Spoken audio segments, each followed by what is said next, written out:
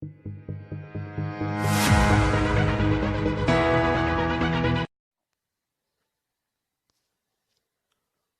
do'stlar, bugun biz Wi-Fi'ning kodini almashtirmoqda sizlarga o'rgatamiz.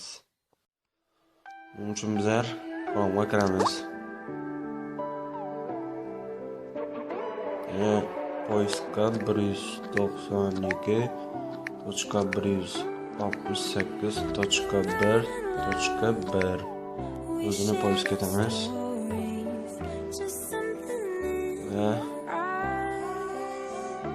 Burada admin deb chiqadi.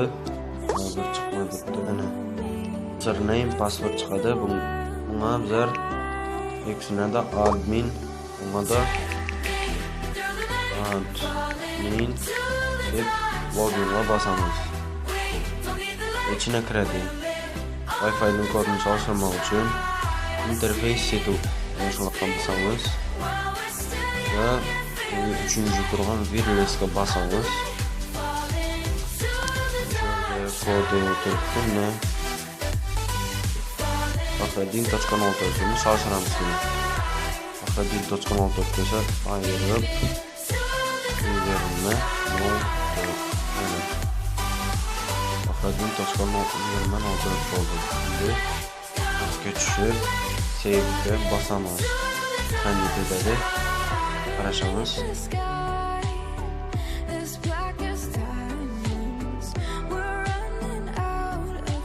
Mana kod yuqorida Wi-Fi'miz sotilmay qoldi.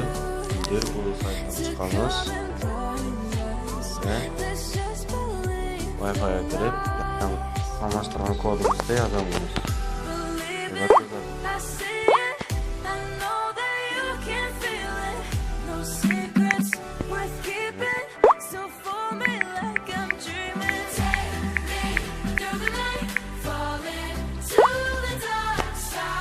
Hemen подключен oldu. Şundan Wi-Fi'mizin kodu yükledik. Kodunu koyacak olsanız şu yerden görəsiz.